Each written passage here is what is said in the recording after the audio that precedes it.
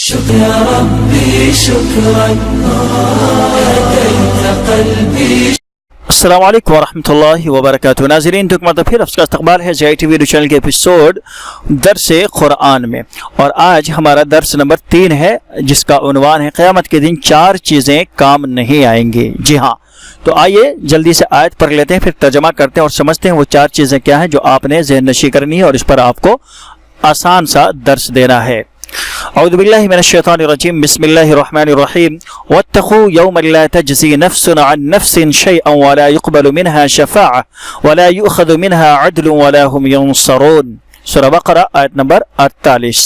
ترجمہ: اس دن سے ڈرتے رہو جب کوئی کسی کو نفع نہ دے سکے گا اور نہ شفاعت اور سفارش قبول ہوگی اور نہ کوئی بدلہ اور فدیہ لیا جائے گا اور نہ وہ مدد کیے جائیں گے. تو آیت کریمہ میں قیامت کے تعلق سے 4 چیزیں انسان کے کام نہیں آئیں گی. ان میں سے پہلی چیز ہے جب کوئی کسی کو نفع نہ دے سکے گا. دنیا کے اندر ہم ایک دوسرے کو فائدہ پہنچاتے ہیں اپنی ذات سے، لیکن قیامت کے دن معاملہ اس کے برعکس ہوگا. کوئی کسی کے کام نہیں آئے گا، کوئی کسی کو نفع نہیں پہنچا سکے گا.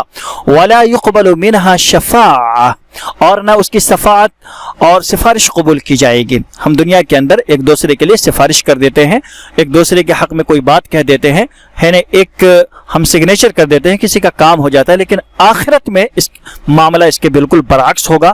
کسی کی سفارش اور کسی کی شفاعت جو ہے اس کے حق میں قبول نہیں کی جائے گی الا یہ کہ اللہ چاہے.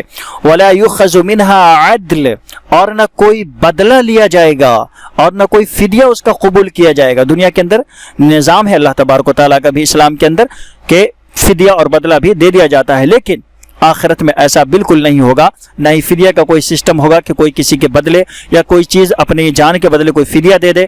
جیسے انسان روزہ نہیں رکھتا اس کے بدلے فدیہ دے دیتا ہے، لیکن روز قیامت ایسا بالکل بھی نہیں ہوگا. کوئی کسی کے بدلے کسی کا فدیہ قبول نہیں کیا جائے گا.